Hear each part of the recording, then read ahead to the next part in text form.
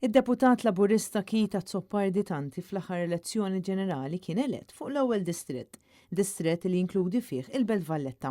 U llum li għandu l-karga importanti ta' segretarju parlamentari jidher li ftit li xejn qed jisma' ir-rabja li għandhom bosta residenti Beltin wara l-aħbar li numru ta' stabilimenti fil-kapitali se jibqgħu jdoqqu l-mużika sas-sija ta' filgħodu.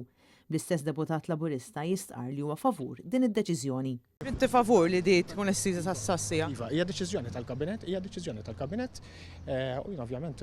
Kolli hemm ħafna residenti li huma kontri għad ħaġa, kważi kollha residenti. Nerġa' ngħid, kollha ma tistax tgħid li kollha.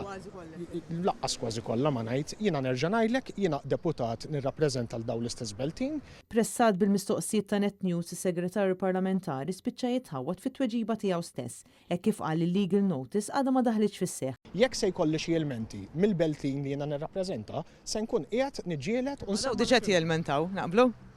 Sej, imma bħalissa legal notice għadha ma daħlitx fis-sens.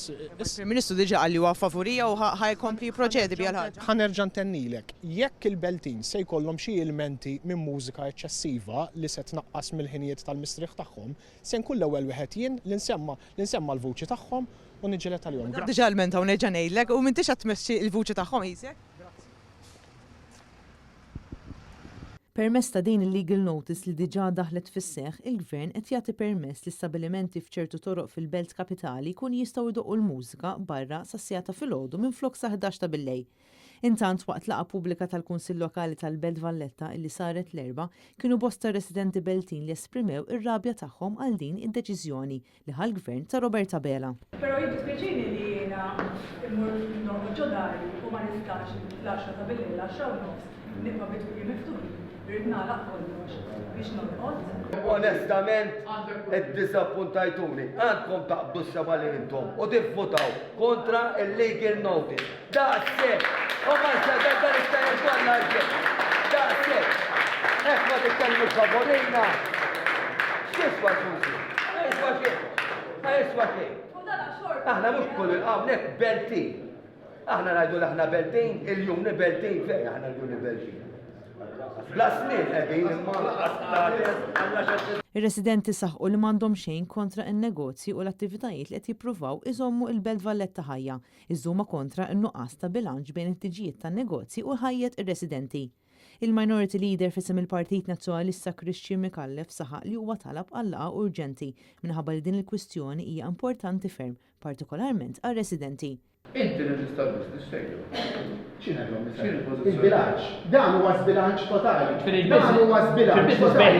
Fil-li konna sal-11 ta' fil-10. Fil-li issa ġibnija kull jum mill-2 sal-ħadd sa' s-sieta fil-għodu. Dak bilanċ lillek inti. Huwa żbilanċ. Għax jaqbillek hekk. Le, xaqbillek. Sassija sejġ. Sassija ħajdu mużika. Moderata, għasa biex tista moderata. Tajjeb. Verinti diġà. Qed tiddeċiedi għand l-istaħ ekslu li. Le.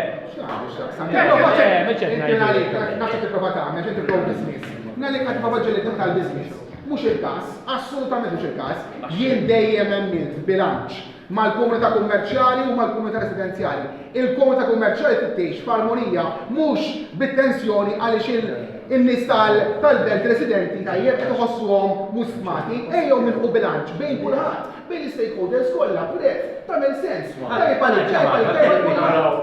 Il-Kunsillieri tal-Partit Nazzjonalista insistew ukoll fuq il-fatt li l-konsultazzjoni messa saret qabel iddaħħal dan l-avviż legali.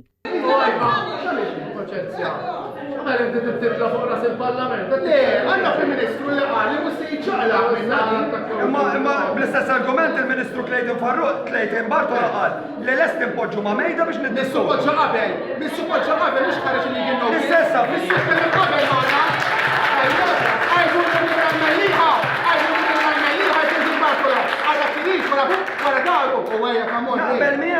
Waqt il-laqgħa s-Sindku Laburista Alfred Zammit qal li darba l-avviż legali ħareġ dan irid jiġi segwit u ma jista' jsir xejn aktar dwaru. Min-naħa tagħhom il-Kunsillieri fisem il-Partit Nazzjonalista Christian Micallef, Marks Peter Lucas u Vince Fabri baqgħu jinsistu li hemm bżonn li l-avviż legali ikun ċar sabiex ir-residenti Beltin ma jbatux.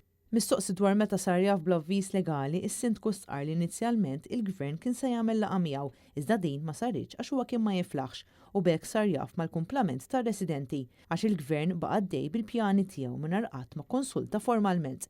Dwar din il-kontroversja l-Partit Nazzjonalista diġà ressaq mozzjoni fil-Parlament sabiex titwaqqaf il-legal notice.